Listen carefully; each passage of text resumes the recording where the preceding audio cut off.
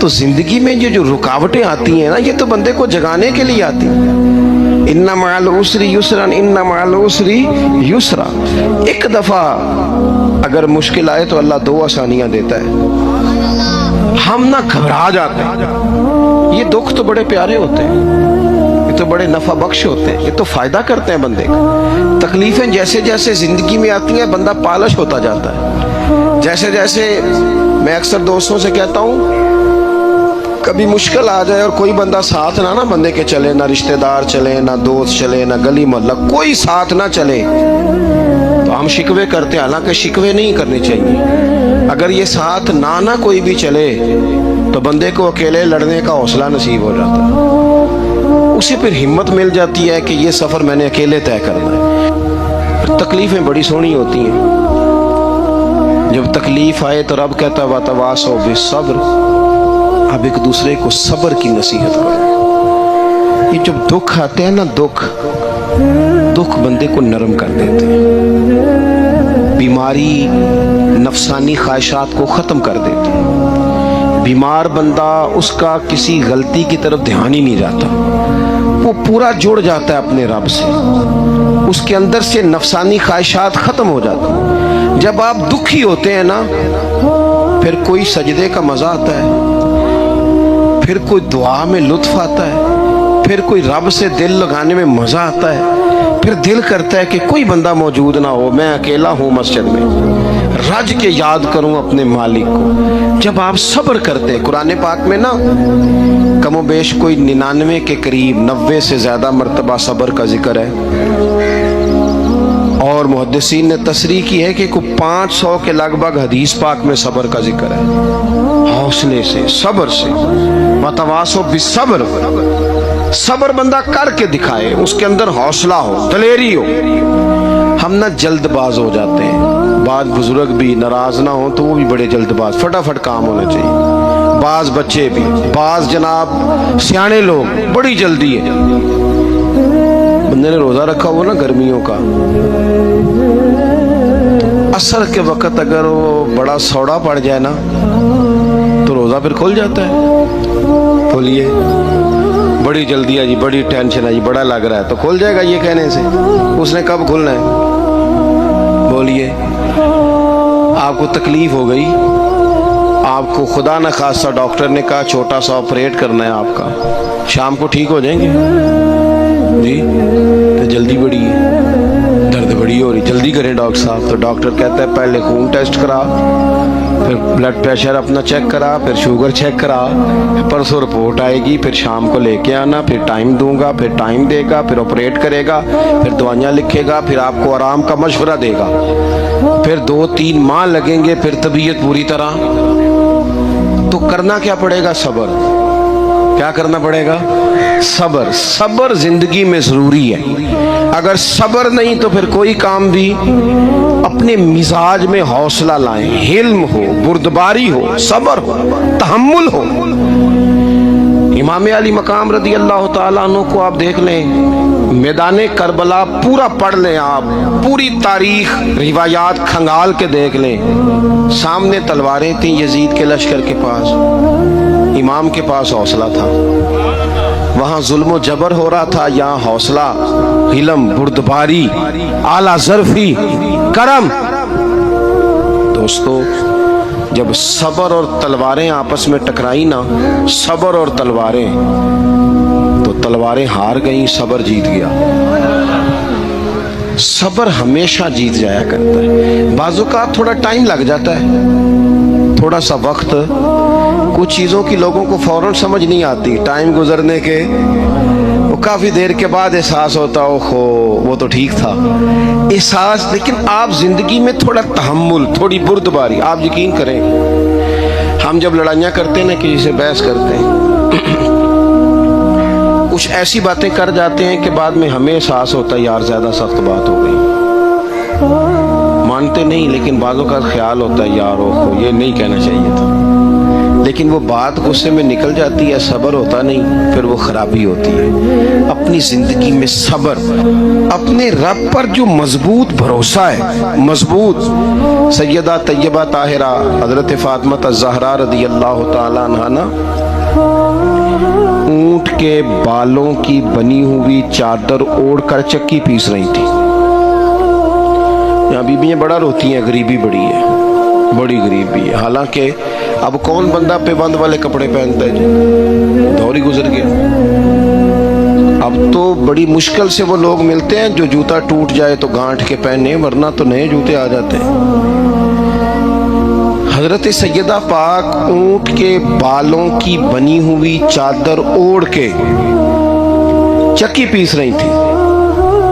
نبی پاک صلی اللہ علیہ وسلم نے دیکھا, آنکھوں میں آنسو ضرور آئے, پر محبوب نے فرمایا فاطمہ دنیا میں تھوڑی سی تکلیف برداشت کرو, قیامت کی ساری عزت اللہ آپ کو ہی عطا فرمائے گا. تو توکل کی مضبوطی, اللہ کی ذات پر بھروسہ, اپنے رب کریم کے ساتھ امیدوں کا وابستہ کرنا, اس سے مضبوطی آئے گی. دوسرا فرمایا وَعَمِلُوا الصَّالِحَاتِ, بہترین عمل کیا جائے زندگی میں, نیک اعمال کیے جائے, وقت ضائع نہ کیا جائے. ہر وقت کوئی نہ کوئی کام بندہ کرتا رہے. یہاں بہت سارے لوگ ہیں جن کو لوگ نیک کہنا شروع کر دیتے ہیں نا, وہ سمجھ لیتے ہیں شاید ہم سچی مچی نیک ہیں.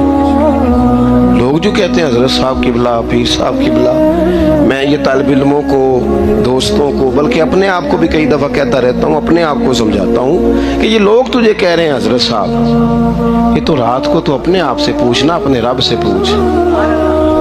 کبھی موقع ملے تو اپنی گریبان میں جھانک, غور کر کے تیری کیفیت کیا ہے. تنہائی میں تیرا دل اللہ سے جڑتا ہے کہ نہیں, عبادت میں دل لگتا ہے کہ نہیں, خدا کا خوف دل میں رہتا ہے کہ نہیں, غریب کی محبت, عزیزوں قربت والوں کا احساس طبیعت میں موجود رہتا ہے کہ نہیں. ویسے تو میرا مطلب ہے, لوگ کہہ دیتے ہیں حاجی صاحب آپ بڑے سخی ہیں, تو اس سے تو نہیں نا بندے نے سخی ہونا. سخی تو تب ہونا ہے جب اللہ کی بارگاہ میں مقبول ہوگا. اعمال صالحہ, نیک کام, اور وہ کرتا رہے بندہ, کوئی بھی کام اسے نیکی کا مل جائے نا. دیکھو نبی پاک صلی اللہ تعالی علیہ وسلم نے فرمایا نیکی کو کبھی حقیر نہیں سمجھنا, کبھی حقارت سے نہیں نیکی کرنی کہ یہ بڑی چھوٹی ہے تو میں اس کو کروں. اب فرمایا کبھی حقیر نہ سمجھنا, نیکی کا کام جو بھی ملے کر دینا. فرمایا اگر بھائی سے مسکرا کے ملو گے بھی نا تو اس پر بھی اللہ تمہیں صدقے کا ثواب عطا کرے گا. ہم تو اس دین کے ماننے والے ہیں جو کہتے ہیں تو گلی سے روڑا اٹھا دے, کانٹا اٹھا دے, کسی کی تکلیف دور کر دے, کسی اس پر گنجائش کر دے, کسی کے لیے آسانی کر دے. جو بھی خیر کا کام میسر آئے پورے دن میں اسے چھوڑے نہیں. صبح گھر سے نکلے, وہ ایک صحابی تھے, غالباً تابعی تھے, تو بازار جاتے اپنے غلام کے ساتھ تو سارا بازار گھوم کے واپس آ گئے. خادم نے کہا جناب کو نہ کوئی خریدا نہ کچھ بیچا, تو آپ سارا بازار گھوم کے آ گئے. فرمانے لگے تیرا کیا خیال ہے, میں نے کچھ بھی نہیں کیا. کہا جناب پھر کیا کیا ہے؟ فرمانے لگے تم نے دیکھا جو بندہ بھی گزرا ہے میں نے اس کو کہا السلام علیکم, تو کتنی کو نیکیاں میں جمع کر کے آ گیا ہوں. کوئی خیر جو میسر آئے. ہم سمجھتے ہیں کہ شاید کوئی کروڑ کو روپیہ ہوگا تو پوری مسجد بناؤں گا تو پھر میں نے نیکی کر دی. شاید جناب میں, حالانکہ یہ چھوٹے چھوٹے کام ہیں نا, چھوٹے چھوٹے کام, ان کی تو زیادہ ضرورت ہوتی ہے, ان کی تو زیادہ حاجت ہوتی ہے. کوئی آپ رستے میں گزر رہے ہیں تو نیچے کوئی کھڈا بنا ہوا ہے تو اس پر ہم کیا کرتے ہیں, گاڑی میں بیٹھ کے تبصرہ کرتے ہیں اے روڈ کھورے کدوں بننا ہے. بھئی یہ کھڈا ہے نا, تو آپ نیچے اترے نا, تو آپ دھابڑا لیں نا, کئی پکڑے نا, یہ تو 5 منٹ کا کام ہے, یہاں آسانی کر دیں نا, آپ اس میں گنجائش کر دیں. حضور سید عالم علیہ السلام نے فرمایا, امام راضی نے حدیث لکھی ہے, قیامت کے دن ایک بندے کو اللہ معاف کرے گا تو مالک وہ بندہ عرض کرے گا یا اللہ میں تو بڑا گنہگار ہوں, کس وجہ سے معافی ہوئی؟ فرمایا رات کے وقت تو گزر رہا تھا, تیرے پیر سے روڑا ٹکرایا تھا, تو نے اٹھایا ادھر ادھر دیکھ کے کہ کوئی اللہ کے کسی بندے کو تکلیف نہ ہو جائے. کہا مالک ہو وہ تو میں نے زمانہ بیت گیا، وہ اتنی بڑی بات بھی نہیں سمجھی۔ تو رب کریم نے فرمایا تو رات کے اندھیروں میں بھی میرے بندوں کا خیال رکھتا تھا تو میں تیرا خیال نہ کروں؟ کوئی عمل ہمارے ہاں لوگ کوئی کام نہیں کرتے، بالکل نہیں، کوئی کام نہیں، نہ بڑے نہ چھوٹے نہ سمجھدار نہ ان پڑھ، کچھ بھی نہیں۔ نشستن گفتن برخاستن، بیٹھو راج کے گپے مارو، تبصرے کرو فلانا کچھ نہیں کر رہا، فلانا کچھ نہیں کر رہا، اس کے بعد اٹھ کے چلے جاؤ۔ کچھ کریں، وعاملوا الصالحات، نیکیاں جمع کریں زندگی میں، خزانہ بنائیں، خزانہ، اپنی ڈیوٹیاں اپنی ذمہ داریاں پوری کریں، ہر وقت کام، ہر وقت ذمہ داری، ہر وقت ڈیوٹی۔ دیکھیں نا امام حسن اور حسین، ان کی آپ کبھی زندگی کا مطالعہ کریں، فرض نماز کے علاوہ 100 رکعت نماز نفل روز پڑھنی ہے، پتہ کرنا ہے غریب کہاں کہاں ہیں، ان کا خیال رکھنا ہے، اور نیرے پیسے نہیں دینے۔ ہمارے لوگ غریبوں کو پیسے ضرور دیتے ہیں، عزت نہیں دیتے، ان کو 4 پیسے کی مدد ضرور کر دیتے ہیں، پر عزت نفس کا خیال نہیں رکھتے۔ امام زین العابدین رضی اللہ تعالیٰ عنہ فرماتے ہیں، گزر رہے تھے، آپ دیکھیں نا امام غزالی حدیث لائے ہیں کہ بندہ اور کچھ نہ کرے، کسی مومن کا دل راضی کر دے تو اللہ 60 سال کی نفلی عبادت کا ثواب عطا کرتا ہے۔ دل بدستاور کے حج اکبر است، از ہزاراں کعبہ یک دل بہتر است۔ کسی کا دل خوش کر دینا، اس کو راحت دے دینا، اس کو قرار دے دینا، اس کے لیے کوئی ایسا سامان کر دینا کہ بندہ مطمئن ہو جائے، سکون ہو جائے۔ یہ ہمارے ہاں جو لوگ ہوتے ہیں نا سرکاری ملازمین، ڈیوٹیوں والے، ان کی طبیعتوں میں تلخی ہوتی ہے۔ یہ اگر صرف پیار کرنے لگ جائے نا، میں کچھ میڈیکل سے وابستہ لوگ میرے احباب میں سے ہیں تو میں ان سے کہتا ہوں کہ شفا تو اللہ نے دینی ہے، چلو تم دوائی تو آج کے دیا کرو نا، تم آنے والے کی بات تو توجہ سے سنو۔ وہ بیچارہ اپنی بات، ہمارے ایک بزرگ تھے تو تعویذ لکھا کرتے تھے، بڑے عالم تھے، مجھے کچھ تھوڑی سی نا میرے دل میں ان کے بارے میں خفگی رہتی تھی کہ آپ اتنے بڑے عالم ہیں، آپ کتاب لکھیں، آپ تعویذ لکھ رہے ہیں، اور پھر لوگوں نے کمائی کرنی ہوتی ہے، آپ تو مفت دیتے ہیں سارا کچھ، اتنی لمبی ڈیوٹی، سارا دن بیٹھے رہتے ہیں آپ اور لکھتے تعویذ ہیں، پڑھائیں آپ۔ میں نے ایک دن ان سے گزارش کی، میں نے کہا شیخ آپ بڑے آدمی ہیں، جن لوگوں کو اللہ نے رسوخ فی العلم عطا فرمایا ہوتا ہے ان میں سے آپ ہیں، اللہ نے آپ کو پختگی دی ہے علم میں، شعوری عالم میں، آپ سارا دن تعویذ۔ فرمانے لگے یار میں تعویذ نہیں لکھتا، اصل مسئلہ یہ ہے کہ جو تعویذ لینے آتا ہے وہ اپنا سارا دکھ سناتا ہے، تو میں تعویذ نہیں لکھتا، میں نہ بس لوگوں کے کلیجے ٹھنڈے کرتا ہوں، میں کسی کا، اب تو بچوں کے پاس ٹائم ہی نہیں، وہ تو ابا کا دکھ نہیں سنتے، بالکل نہیں، وہ تو ڈھونڈتے ہیں کوئی کونا ملے تو جا کے موبائل دیکھیں، تو بیٹھتے ہی نہیں۔ اماں کہہ رہی ہوتی ہے کہ پتر کو 10 منٹ میرے پاس بھی بیٹھا کر، لیکن پتر مصروف بڑا ہے، ویڈیو چڑھانی ہے اس نے، ٹک ٹاک بنانا ہے اس نے نئی تصویر چڑھانی ہے، ہم الجھ گئے ہیں۔ یہ چیزیں انسان کو نفسیاتی طور پر کمزور کر دیتی ہیں، جو لوگ زیادہ یہ کام کرتے ہیں ان کے حافظے کمزور ہو جاتے ہیں، وہ الجھ جاتے ہیں، انہیں پتہ نہیں ہوتا رات میں نے کیا کہا تھا، صبح میں کیا کہہ رہا، ہر وقت نہیں، ضرورت کے وقت، ہر ٹائم نہیں، مخصوص اوقات میں۔ حضرت امام زین العابدین رضی اللہ تعالیٰ عنہ فرمانے لگے، ہم گزر رہے تھے، امام حسین ساتھ تھے، تو رستے میں نا کچھ غربا، غریب لوگ بیٹھ کے کھانا کھا رہے تھے، کہتے ہیں ہماری ان پر نظر پڑی تو انہوں نے حضرت امام حسین رضی اللہ تعالیٰ عنہ سے کہا حضور آئیے تشریف لائیے کھانا کھائیے۔ ضروری نہیں ہوتا آپ کو سب کا کھانا پسند ہی آئے، ٹیسٹ اپنے اپنے ہوتے ہیں، یہ ضروری تو نہیں، کھانا پسند نہ بھی آئے تو دل تو پھر بھی راضی رکھنا چاہیے، قربان جائیں نبی پاک نے کس طرح ہماری تربیت کی۔ حضرت عائشہ صدیقہ رضی اللہ تعالیٰ عنہ فرماتی ہیں کریم محبوب کا میں نے یہ طریقہ دیکھا کہ اگر کھانا ناپسند ہوتا تو چھوڑ دیتے، پر کبھی اس میں سے نقص نہ نکالتے، عیب جوئی نہ کرتے۔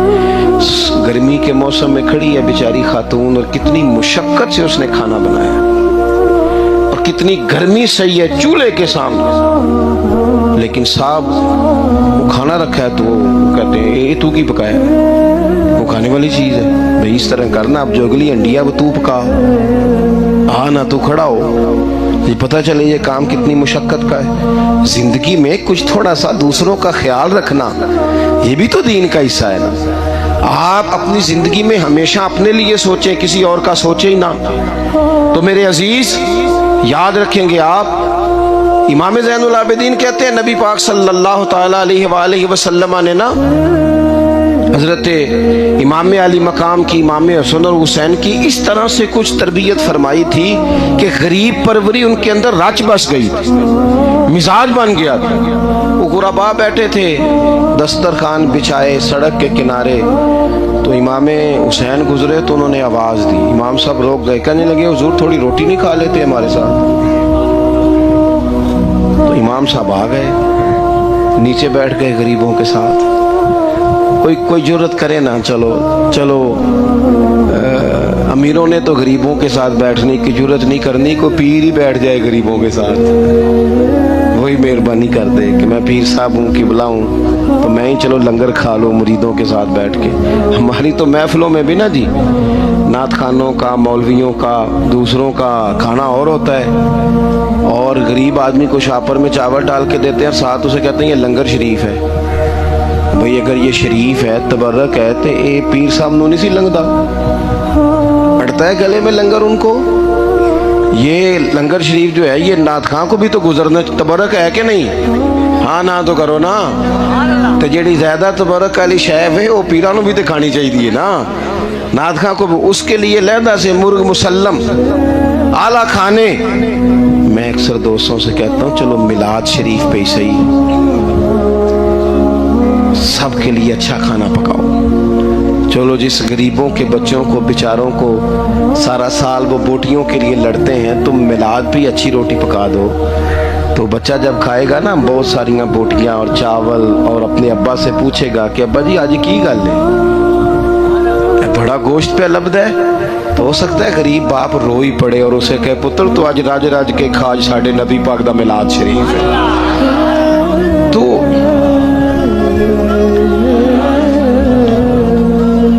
इमाम हुसैन रदी अल्लाह ताला अन्हु ना आके गरीबों के बीच बैठ गए जमीन पे।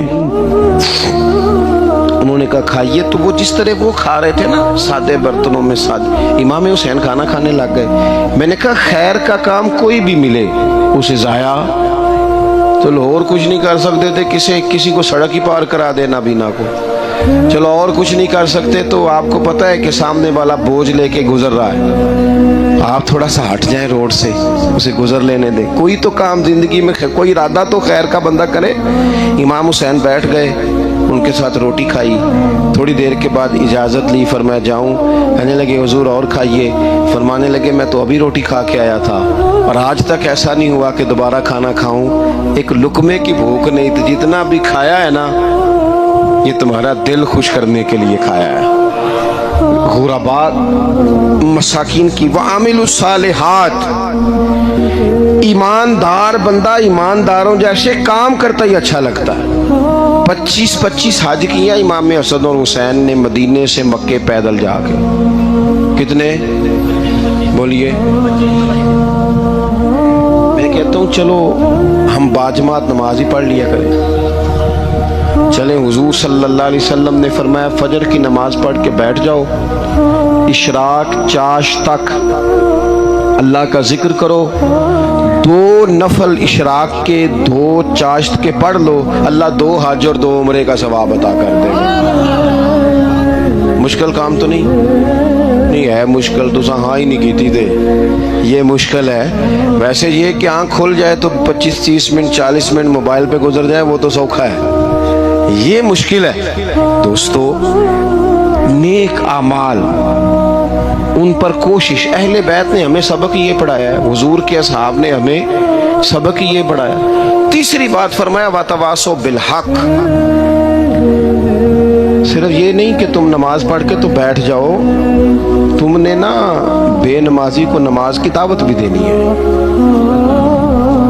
मजलूम पर जुल्म होता रहे और कोने में चुप करके बैठे नहीं रहना, बल्कि अगर हाथ पकड़ा जा सकता है तो जालिम का हाथ پکڑنا ہے. نبی پاک علیہ الصلوۃ والسلام نے فرمایا اپنے بھائی کی مدد کرو چاہے وہ ظالم ہو یا مظلوم ہو.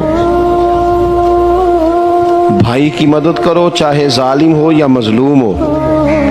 تو صحابہ نے عرض کی یا رسول اللہ صلی اللہ تعالی علیہ وسلم یہ مظلوم کی مدد تو سمجھ میں آتی ہے, یہ ظالم کی مدد کیسے کریں؟ نہیں سمجھ آ رہی ہے آپ کو بات کی؟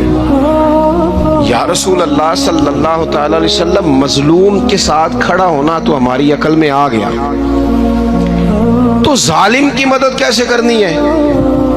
نبی پاک صلی اللہ تعالی علیہ وسلم نے فرمایا ظالم کو ظلم کرنے سے روک دو, تم نے اس کی مدد کر دی, اسے باز کرو.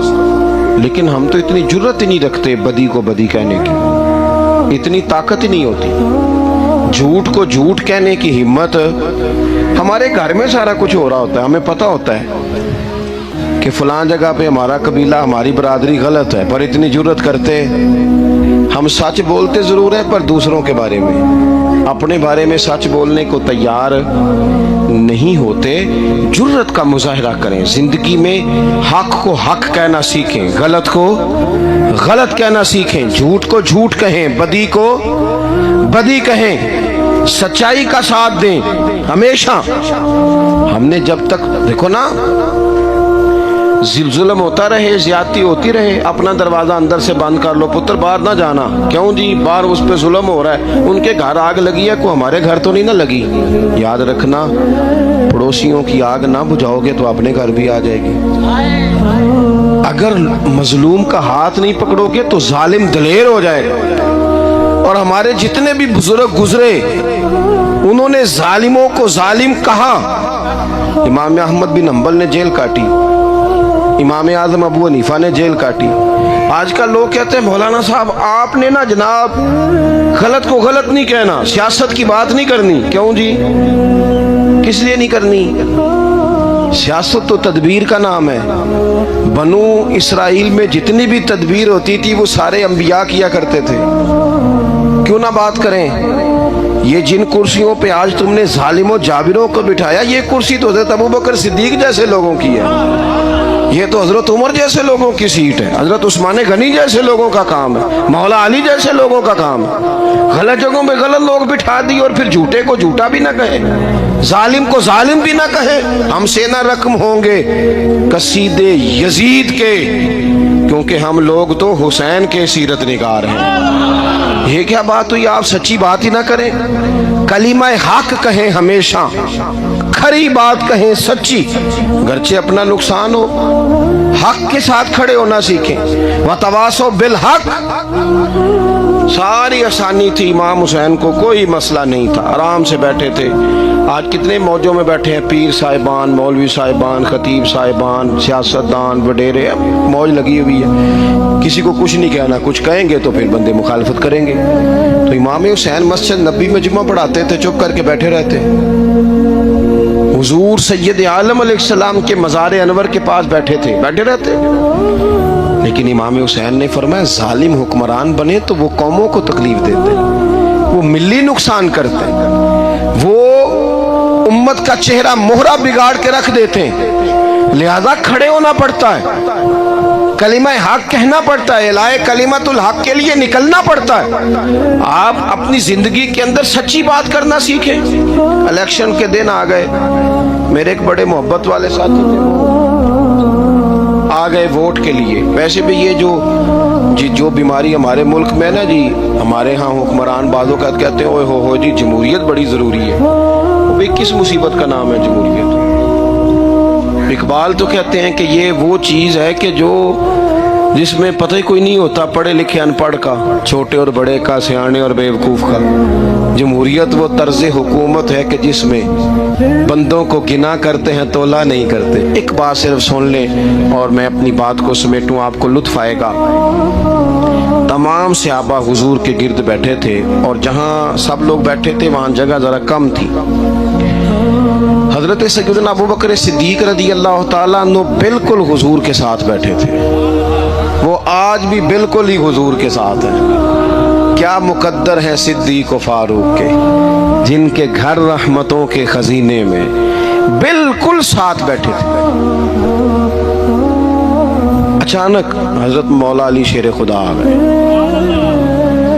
कोई से अभी भी उठकर जगह दे देता और सारे देना भी चाह रहे थे, लेकिन हजरत मौला अली जैसे ही आए ना, सबसे पहले हजरत सिद्दीक़ अकबर उठे और बाजू थाम के आगे जाके बढ़ के मौला अली का बाजू थाम के हुजूर के करीब ला के बिठाया, खुद जरा साइड पे होकर बैठ गए। अब ये हुजूर के सामने सारा कुछ हो रहा है तो बोलना किसने था? किसी को जरूरत ही नहीं होती थी महबूब के सामने कोई तबसरा करे, कोई कर ही नहीं सकता था, किसी को जरूरत ही नहीं थी, कोई ना बोला, खुद रसूल करीम बोले और हुजूर फरमाने लग गया, देखा तुमने मेरे अबू बकर ने क्या किया। और फिर हुजूर ने जो जुमले कहे वो याद रखने वाले हैं। शेख इस्माइल हक्की ने इसको लिखा है, नबी करीम फरमाने लगे, इज्जत वाला ही किसी को इज्जत दिया करता है, फजल वाले लोग ही दूसरे का फजल समझा करते हैं। तो ये तो साहिब बेइज्जत लोग थे, ये तो एक दूसरे को इज्जतें देते थे। तुम कौन हो जो इज्जतें उतार रहे हो? तुम कौन हो जो इस तरह का लहजा इख्तियार किए हुए हो? तो इन लोगों का आपस में गहरा ताल्लुक, रब, प्यार, मोहब्बतें, खुलूस, वारफ्तगियाँ, तो कभी भी किसी ऐसे शख्स के चक्कर में ना आए जो हमें इन लोगों से लड़ाने की सही करे। अल्लाह ताला की बारगाह में दुआ करता हूँ जो मैंने कहा है अल्लाह उसे कबूल फरमाए, जहाँ हम भूल गए हैं अल्लाह दरगुजर करे। आखिर दावा या अनिल हम्दुलिल्लाह।